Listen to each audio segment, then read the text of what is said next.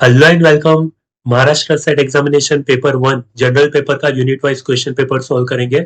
आज unit 5 mathematical reasoning and aptitude का question paper solve करेंगे और कल आपके लिए यूनिट 6 लॉजिकल रीजनिंग के क्वेश्चन पेपर्स लेकर आऊंगा। So let's start with 2024 question paper. Question number 21, what is the arithmetic mean of the integer from 1 to 51? 24, 25, 26, 27. So formula for arithmetic mean is sum of all the numbers, that is 1 to 51, divided by total numbers 2. So 52 divided by 2 equals to 26. Correct answer is option C. Next, if 10 to the power m, where m is a positive integer, divides the product of the integer from 101 to 151, then the maximum value of m is 12, 13, 11 or 10. So every 10 is made from 2 multiplied by 5.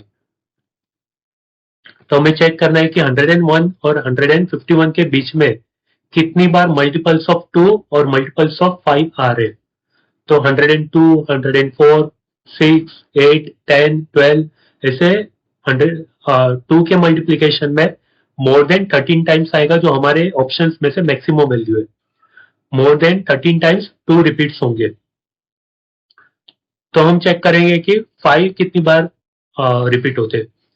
सो 101 और 151 के बीच में 5 कितनी multiple times repeat होते हैं। तो 105, 110, 15, 20, 25, 30, 35, 40, 45, 50। तो total 5 repeat होते हैं 10 टाइम्स। 105, 10, 15, 20 ऐसे 150 तक ले सकते हैं, क्योंकि मैक्सिमम वैल्यू है 151। 5 स्क्वायर चेक करते हैं। तो 5 का स्क्वायर 25, तो 125 एंड 150 दो ही बार रिपीट होगा। क्लियर। एंड देन 5 का क्यूब, 5 का क्यूब होगा 125। तो 101 और 151 के बीच में 125 कितनी बार रिपीट होगा? 1 टाइम। तो 10 plus 2 plus 1 total 13 maximum value. m की वैल्यू मैक्सिमम कितनी होगी? 13 होगी। तो correct answer is option B. Next, among the 3 numbers x, y and z की वैल्यू दी है। Which number are divisible by 18? x, y and z, x, y, z। Let's check. 1, 88, 18, 18, 11, 88, 1 divided by 18। तो answer point में आ रहा है, इसलिए x consider नहीं होगा। नेक्स्ट, y की value 88, 11, 81, 81, 18, 18 divided by 18। Okay, y की वैल्यू प्रॉपर डिवीजन बाय 18 होती है। और z की वैल्यू चेक करते हैं।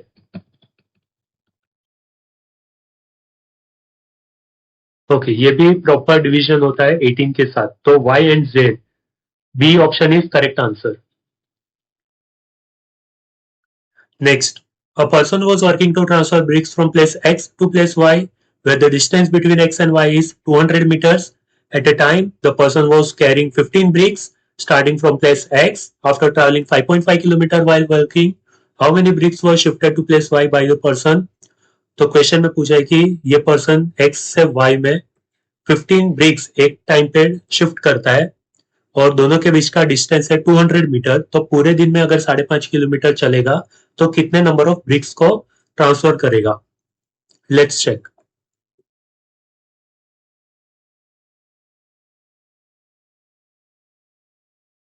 तो distance from place and Y is 200 metre. X से वाई जाएगा, 200 मीटर चलेगा, ब्रिक्स रखेगा और वो जो रिटर्न आएगा फिर से हमें 200 मीटर काउंट करना होगा। तो 1 round trip equals to 400 metre. 200 metre वो जाएगा और ब्रिक्स रखेगा, वापस वो खाली हाथ आएगा, तो हमें वो भी कंसिडर करना होगा। तो 400 मीटर पर राउंड ट्रिप होगा। पूरे दिन में वो अगर 5.5 किलोमीटर चलता है, इसका मतलब 5500 मीटर्स। तो डिवाइडेड बाय 400 मीटर, तो हमें मिलेगा 13.75 राउंड ट्रिप।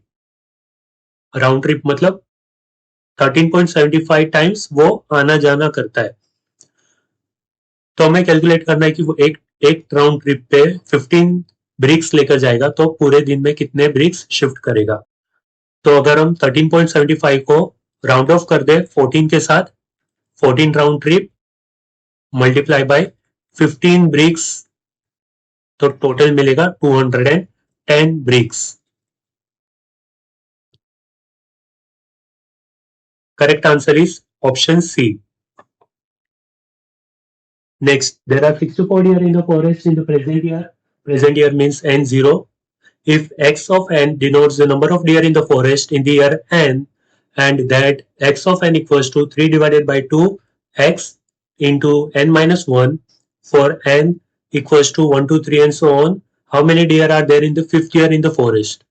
क्वेश्चन में पूछा है कि अगर करंटली 64 डियर फॉरेस्ट में तो 5 साल के बाद कितने होंगे, और एक फॉर्मूला दिया है, इसके अकॉर्डिंग हमें कैलकुलेट करना है। तो ये फॉर्मूला होगा रीअकरेंस का फॉर्मूला। तो using recurrence relation n0 equals to 64, year 1 के लिए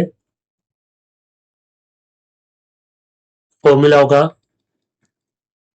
3 डिवाइडेड बाई 2 इंटू 64, फिर ईयर 2, ईयर 3, ईयर 4 और ईयर 5 का काउंट करना है।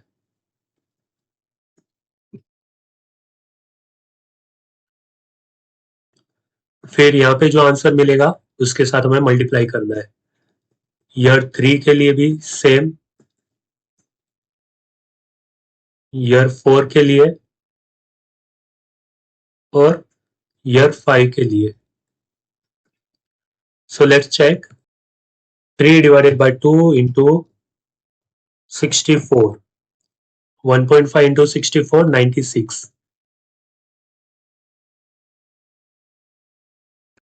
then 96 into 3 divided by 2, 1.5, 144, 144 के साथ मल्टीप्लाई करेंगे,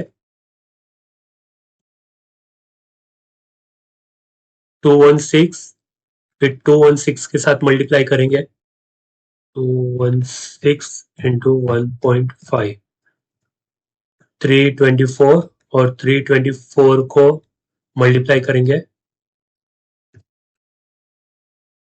486। तो फर्स्ट ईयर में करंटली जो 64 है, फर्स्ट ईयर के एंड में 96 होंगे, सेकेंड ईयर में 144, थर्ड ईयर में 216, फोर्थ ईयर में 324 और फिफ्थ ईयर में 486 का पॉपुलेशन होगा। Correct answer is option B, 486 number of deer in the fifth year. So we have completed with 2024 question paper. Let's start with March 2023 question paper. Question number 21. The number of 8-bit computer words formed by zeros and ones with the exactly 3 ones and 5 zeros is 15, 56, 65 or 30. So this question is from combination problem where we have to identify the number of ways to choose 3 positions out of total 8 positions. So combination of 8 and 3 will be 8 factorial divided by 3 factorial multiplied by 8 minus 3 factorial. So 8 factorial divided by 3 factorial multiplied by 5 factorial. So 8 into 7 into 6 into 5 factorial divided by 3 into 2 into 1 into 5 factorial. 5 factorial will get cancelled. So 8 into 7 into 6 divided by 3 into 2 into 1. 336 divided by 6 will be 56. Correct answer is 56. Option B is correct answer. Next, the following is the list of various committees and their members. X 1, 2, 3, 4, 5, 6, 7. 7 committees है. A, B, C, D, X, Y. Total 6 members है.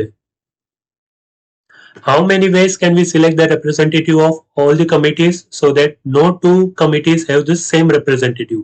हमें identify करना है कि total 7 committees है और 6 members है, तो हर एक कमिटी में एक एक मेंबर ऐसा होना चाहिए जो रिपीटेड ना हो, मतलब यूनिक मेंबर्स की बात हो रही है। तो अगर 7 कमिटी है और 6 मेंबर्स है तो it is not possible to assign 1 member to each committee. एक कमिटी में दूसरा मेंबर रिपीट होगा ही, इसलिए correct answer will be 0. Next, in a rectangular standing arrangement of a person in 4 rows, each row having 4 person. If jth person in the ith row is asked to move to the place of ith person of jth row for all I equals to 1, 2, 3, 4, j equals to 1, 2, 3, 4, then how many person have changed their original position 4, 5, 12, 16? For example,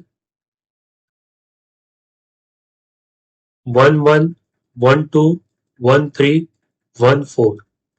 2, 1, 2, 2, 2, 3, 2, 4, 3, 1, 3, 2, 3, 3, 3, 4, 4, 1, 4, 2, 4, 3, 4, 4. ये आई रो है और ये जे column है. तो हमें identify करना है कि अगर आई और जे प्लेस स्विच करते हैं तो कितने ऑप्शंस हमारे पास अवेलेबल होंगे. How many person have change the original position. Original position change करने वाले कौन से होंगे. तो पहले तो अगर 1, 1 है तो ये लोग अपनी पोजीशन चेंज नहीं कर सकते. 2, 2, 3, 3 और 4 to 4 ये 4 लोग अपनी पोजीशंस को चेंज नहीं कर सकते. तो बाकी कितने बचे. 1, 2, 3, 4, 5, 6, 7, 8, 9, 10, 11, 12. टोटल 12 पोजीशंस चेंज हुई है. तो correct answer is option C. Clear. Next, a water tank fills in 6 hours with the first tap and it takes 12 hours for the another tap. If both the taps were filled simultaneously, how long it will take to fill a vacant tank? 3 hours, 3.5 hours, 4 hours or 4.5 hours? Let's check. दो tank है, tank 1 and tank 2. एक tank को 6 our लगता है fill होने के लिए और उसी टैंक को दूसरे टैप से 12 आवर्स लगता है. तो इसका मतलब टैंक 1 से 1 आवर में 1/6 टैंक फिल होगा और सेकेंड टैंक से 1 आवर में 1/12 टैंक फिल होगा. तो हमें दोनों को कंबाइन करके आइडेंटिफाई करना है कि दोनों टैप ओपन रखेंगे तो कितने टाइम में पूरा टैंक फिल हो जाएगा. तो 1 divided by 6 plus 1 divided by 12 equals to, इसको 2 से मल्टीप्लाई करना होगा, इसे 1 से मल्टीप्लाई करेंगे तो डिवीजन कॉमन होगा. 2 plus 1 divided by 12, 3 divided by 12 that is 1 divided by 4. तो 1/4 का मीनिंग क्या होता है. 4 आवर्स में पूरा टैंक फिल हो जाएगा. Correct answer is option C 4 hours. अगर दोनों टैप साथ में ओपन रखे तो 4 घंटे में पूरा टैंक फिल हो जाएगा. Next, if x gets 10% points higher than y, then what is the percentage of y gets less point than x? If x equals to y plus 10%, तो हमें आइडेंटिफाई करना है y equals to how much. तो x equals to, for example, y is 100, so 10% of 100 will be 10. Total x equals to 110. अब y को क्या करना होगा. 10 divided by 110 करेंगे तो हमें परसेंटेज में आंसर मिलेगा. तो 10 divided by 110 into 100 will be 9.09%. Nearest, most appropriate answer is option A, 9. So we have completed 2023 question paper. Let's start with 2021 question paper. Question number 21.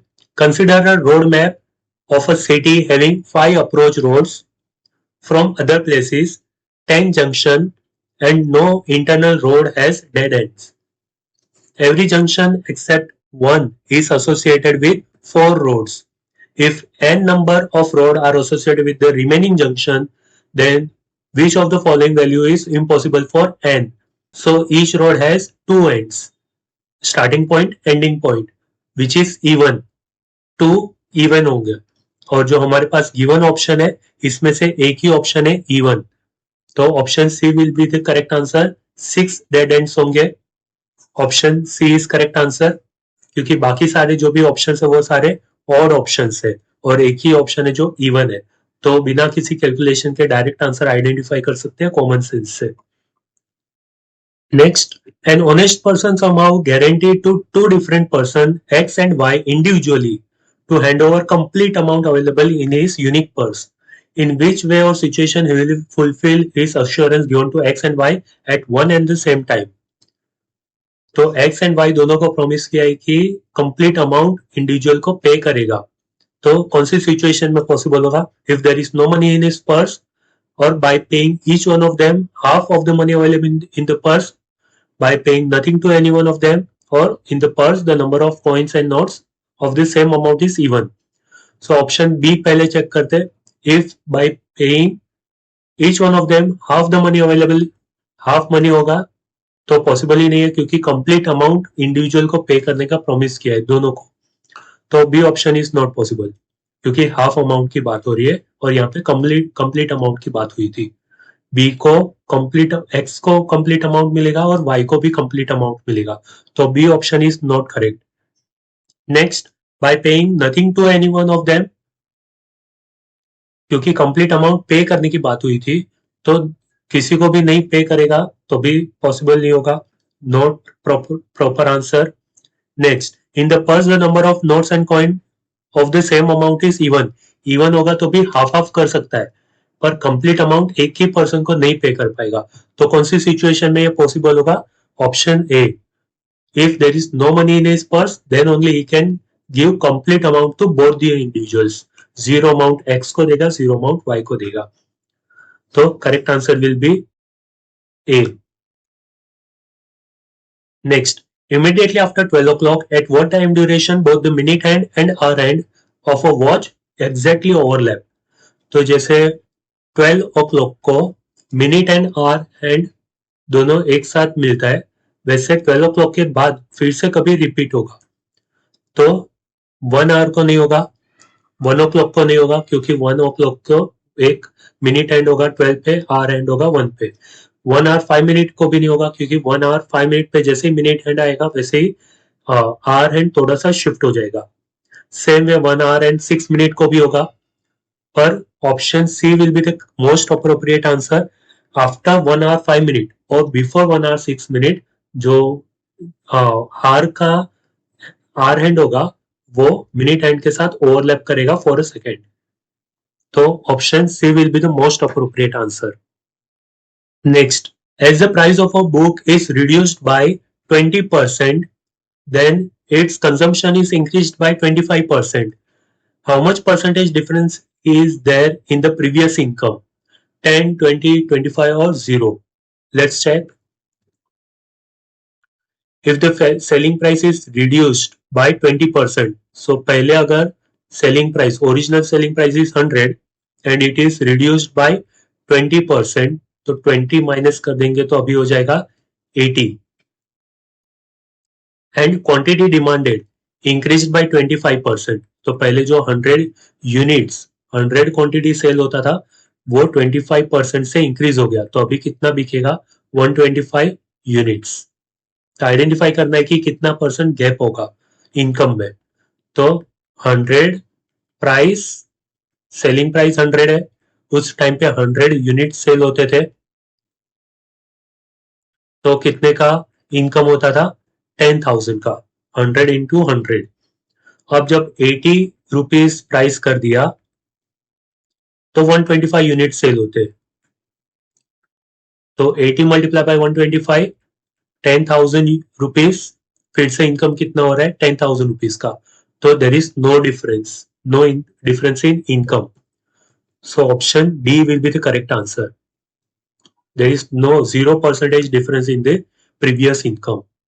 Next, the percentage profit earned by selling an item for 2,120 rupees is same as the percentage loss incurred by the selling the item for 1,480. At what price should the item be sold to get 20% profit? तो question में हमें पूछा है कि अगर हम 2120 पे goods sale करते तो जितना परसेंटेज प्रॉफिट का होगा उतना ही परसेंटेज लॉस होगा अगर हम 1480 पे गुड्स को सेल करेंगे। तो हमें एक फॉर्मूला अप्लाई करना होगा। So let's consider cost price equals to x. So selling price is 2120 minus cost price will be our profit divided by cost price will be equal to 1480 minus cost price, क्योंकि वो 1480 selling price है जिसपे हमें loss हो रहा है, minus cost price divided by cost price. तो 2120 minus x equals to 1480 minus x, क्योंकि percentage profit earned by selling goods at 2120 is equal to selling the percentage loss by selling goods at 1480. So 2x equals to 2120 plus 1480. So 3600. 2x equals to 3600. So x equals to 3600 divided by 2, 1800. ये 1800 cost price है। तो 20% profit earn करने के लिए हमें selling price क्या रखनी पड़ेगी? तो 1800 प्लस 20% विच इज 360 ऐड कर दो तो आपको मिलेगा 2160। Correct answer is option A. 2160 पे अगर सेल करेंगे तो 20% का प्रॉफिट होगा। So we have completed question paper for 2021. Let's start with 2020 question paper. Next, consider the following set theoretical expression xyz where union, intersection and superscript is set complement. X equals to P intersection Q intersection R. Y equals to P intersection Q union P intersection R union Q intersection R superscript. Z equals to Q union P superscript intersection P union R intersection P union Q intersection P intersection P superset union R. Then which of the following is true? So इसका meaning क्या होता है? All the elements in P or Q or R. Y का meaning क्या है? Y equals to all element in P or Q, P or R and Q but not in R. Z का meaning क्या होता है? All element in Q but not in P. All element in P or R. All element in P or Q or P or not in P but in R. So which of the following is correct? Option X and Z both will be correct. So option C is the correct answer. X और Z दोनों same set को represent करता है। Next, consider the following order string of pebbles of three colors green, blue and red. X, Y, Z का combination दिया है. Which two of them will give us identical necklace prepared by just making one and the last pebbles of the string adjacent? X and Y, Y and Z, X and Z, or no two of them are identical. So let's check. Green, green, blue, red. Green, green, green, green, blue, red. Blue, red, red. Blue, red, red. Blue, blue, red. Blue, blue, red. So X और Z का combination बैठ रहा है, Y का combination नहीं बैठता है। तो option C will be the correct answer. X and Z. Next, the average weight of 25 children sitting in the boat is 22 kg. The average weight of 25 children and paddler is 24 kg. What is the weight of the paddler in kg? Correction है, peddler होना चाहिए यहाँ पर 74, 71, 75 और 100। अगर average 25 children का जो wait है वो 22 kg है और इंक्लूडिंग वन पेडलर जो एवरेज वेट है वो 24 kg हो जाता है इंक्लूडिंग पेडलर। तो पेडलर का इंडिविजुअल वेट कितना होगा वो हमें आइडेंटिफाई करना है। Let's check. सो 25 चिल्ड्रन के एवरेज वेट है 22 kg मल्टीप्लाई करेंगे तो मिलेगा 550 kg टोटल.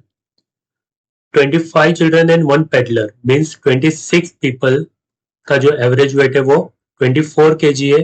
तो 26 इंटू 24 624 kg. तो 624 including peddler minus 550 without peddler, जो डिफरेंस होगा वो होगा 74. सो पेडलर का वेट कितना है 74 kg. Correct answer is option A. Next, Dayanand planted sugarcane in 1/3 of his farm, groundnut in 1/4 of his farm, and jowar in the remaining farm of 25 acres. How much is the total farm in acre to Dayanand? Dayanand के पास total कितने acres के land है अगर उन्होंने sugar cane 1/3 में लगाया है, 1/4 में ग्राउंडनट और रिमेनिंग एरिया में ज्वार प्रोड्यूस किया है. तो सो फॉर्मूला क्या होगा 100% ऑफ फार्म हम रिप्रेजेंट करेंगे 1 minus 1/3 plus 1/4 which is 25 acres. तो 1 माइनस 0.33 प्लस 0.25 25 एकड़ होगा. तो 1 माइनस 0.58 इक्वल्स टू 25 एकड़. 1 माइनस 0.58 का मीनिंग होता है 0.42 equals to 25 acres. So if 25 acres is 0.42, that is 42%. तो 100% कितना होगा क्रॉस मल्टीप्लाई करेंगे 100 multiply by 25 divided by 42. 100 multiply by 25 divided by 42. 59.52 which is nearby 60 acre. Option B is correct answer.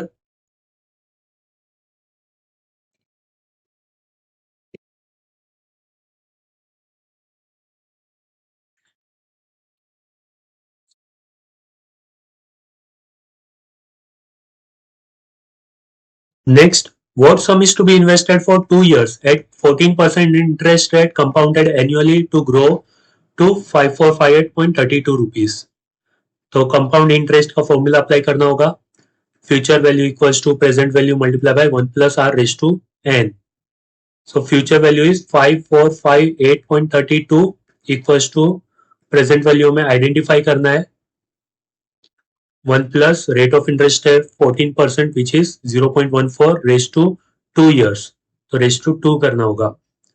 तो 5458.32 equals to P into 1 plus 0.14 का square करना है 1.14 into 1.14 1.229 1.30 होगा 1.30.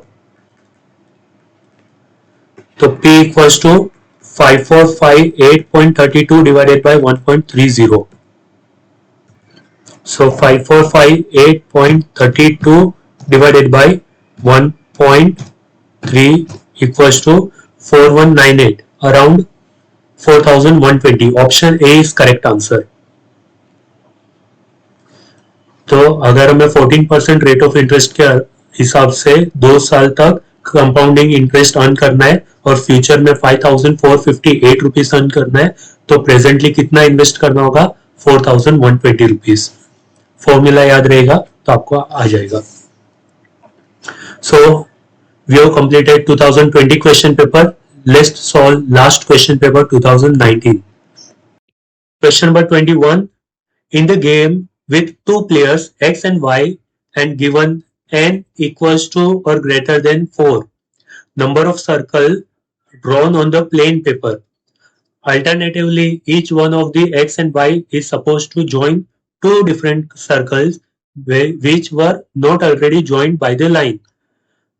The winner is the one who joins the last available pair of circle and the game ends. If X starts the game, then X always wins, Y always wins, X wins whenever N is odd, or Y always wins whenever N is the power of 2. Let's check. अगर n is equal to और greater than 4 होता तो number of circles minimum 4 है, तो check करते हैं x पहले start करेगा तो एंड कौन करेगा, x y x y x y। अगर x स्टार्ट करता है तो if n is equal to 4 तो y wins. Let's check another, अगर 5 सर्कल होता क्योंकि n मोर देन 4 है तो 1 2 3 4 5, x स्टार्ट करेगा always x, then y x y x y x y। If n is equal to 5 then y wins। Let's check if n is equal to 6 तो 6 circles होंगे, वो x y x y x y x y x y x। अगर n is equal to 6 so x wins। तो देखो x always wins, ये wrong हो गया, y always wins, ये भी रॉन्ग हो गया, x wins whenever n is odd, ये भी रॉन्ग हो गया। तो बचा कौन सा option, option D, y wins whenever n is a power of 2। मतलब अगर 4 16 सर्कल्स होंगे, 4 सर्कल है या 16 सर्कल से, या फिर 4 का जब जब पावर बनते जाएगा 4 स्क्वायर 4 क्यूब, तो तब तक y जीतते रहेगा। So option D will be the correct answer. Next, in a classroom there are 10 chairs in a row, C1 C2 C3 to C10, 10 chair है which are labeled by the number 1 2 3 4 5 6 7 8 9 10 arbitrarily but satisfying the condition that k superset I is less than or equal to k superset j whenever I is less than or equal to j, where k1 k2 k3 to k10 are the label given to the chair C1 C2 C3 to C10 respectively, then which of the following is true? So question में पूछा है कि 10 chair है, 10 chair को number दिया 1 2 3 4 to 10, हमें arrange करना है by satisfying the condition that k10 is less than or equal to kj whenever I is less than or equal to j। मतलब जो नंबर्स है वो ऐसे ऑर्डर में प्लेस करना है जहां पर जो सेकंड चेयर होगा वो पहले से लार्जर होगा। तो अगर यहाँ पर पोजीशन है 1 2 3 4 5 6 7 8 9 10, ये पोजीशन है और हमें नंबर अरेंज करने जहां पर जो पोजीशन होगा उससे बड़ा नंबर होगा। तो फॉर एग्जांपल फर्स्ट पोजीशन पे 2 नंबर रखा, सेकंड पोजीशन पे 3 नंबर, थर्ड पे फोर्थ, फोर्थ पे फिफ्थ, फिफ्थ पे सिक्स पे 7, लार्जर नंबर रखना है, इक्वल टू हो सकता है या फिर लार्जर हो सकता है। तो 10th नंबर पे क्या होगा, क्योंकि 10 नंबर पे लार्जर तो रख नहीं सकते, 1 रखना पड़ेगा, तो एक नंबर तो रिपीट होगा ही, या फिर एक नंबर वो कंडीशन को फुलफिल नहीं कर सकता। तो option A will be the correct answer for sum I K I equals to आई। तो एक पोजीशन ऐसा आएगा जहां पर हम कंडीशन को फुलफिल नहीं कर पाएंगे। तो for sum I K I equals to आई, ये हमें अज्यूम करना पड़ेगा कि एक पोजीशन ऐसा आएगा जहां पर नंबर मैच करेगा। फॉर एग्जांपल पोजीशन 1 पे 1 रख दिया तो चलेगा। Next, there are flowers in a basket which are to be distributed to 5 persons standing in a row. The second person receives the half of the number of flowers given to the first person. The third person receives the half of the number of the flowers received to the second person. The fourth person receives the half of the number of the flowers received to the third person, and the fifth person receives the half of the number of the flowers received to the fourth person. If the fifth person receives only 1 flower, then there is no flower remaining in the basket. How many flowers were there in the basket? 31, 32, 16 or 15? तो question में पूछा है कि अगर there are 5 persons A B C D E, A को जितना flower मिला है उसका हाफ B को मिला है, तो अज्यूम करेंगे A को X मिला तो B को हाफ ऑफ X मिला, C को 1/4 ऑफ X मिला, D को 1/8 ऑफ X मिला और E को 1/16 ऑफ X मिला। और फिर बताया कि अगर ई को एक फ्लावर मिला है तो डी को कितना मिला होगा, तो डी को उसका डबल मिला होगा, क्योंकि ई को हाफ मिला है डी से, तो डी को ई का डबल मिला होगा। तो डी को मिला होगा 2, सी को मिला होगा 4, बी को मिला होगा 8 और ए को मिला होगा 16। इसका मतलब ए को अगर 16 मिला है तो बी को उसका आधा मिला है, सी को बी का आधा मिला, डी को सी का आधा मिला और ई को डी का आधा मिला। तो टोटल कितने फ्लावर्स है बास्केट में, 16 plus 8 plus 4 plus 2 plus 1 equals to 31 flowers. Option A is correct answer. Total number of flowers in the basket is 31. Next, if 6 men and 8 children complete one task in 24 days, then how many days it will be required to complete the task for 7 men and 12 children? If 6 men and 8 children complete task in 24 days, it means they complete 1 divided by 24th task in 1 day. So if 6x plus 8y equals to 1 divided by 24, so x equal to 1 divided by 24 into 6 and y equals to 1 divided by 24 into 8. So x equals to 1 divided by 144 and y equals to 1 divided by 196. हमें identify करना है कि 7 man and 12 children मिलकर कितने दिन में वो task complete करेंगे। तो यहाँ पर x और y की वैल्यू रिप्लेस करते हैं, 7 into 1 divided by 144 plus 12 into y की वैल्यू 1 डिवाइडेड बाई 196। तो 7 divided by 144 plus 12 divided by 196, इससे 4 से मल्टीप्लाई करेंगे, इससे 3 से मल्टीप्लाई करेंगे, तो ये होगा 28 plus divided by 576 plus 36 divided by 576. So total 64 divided by 576, which is 1 divided by 9. So same work complete करने के लिए 9 days लगेंगे. Correct answer is option B. 7 men and 12 children require 9 days to complete the same task. Last question. The area of parallelogram is 128 square centimeter and its altitude is twice the corresponding base. What is the length of the base? 6, 7, 12 or 8 centimeter. So parallelogram is also called as quadrilateral. 128 square centimeter is the area. तो हमारा formula क्या होगा? Area equals to base into height.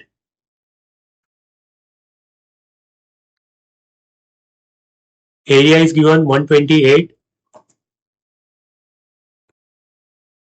Base is, let's consider it as x. Height is twice, so 2x, which is 2x square. So 128 equals to 2x square. So x square equals to 128 divided by 2, which is 64. If x square is 64, then x equals to 64 का square root, which is 8. So correct answer is 8 centimeter. Option D is correct answer. So we have completed Unit 5 question paper for 2019 to 2024. Bye. Happy learning.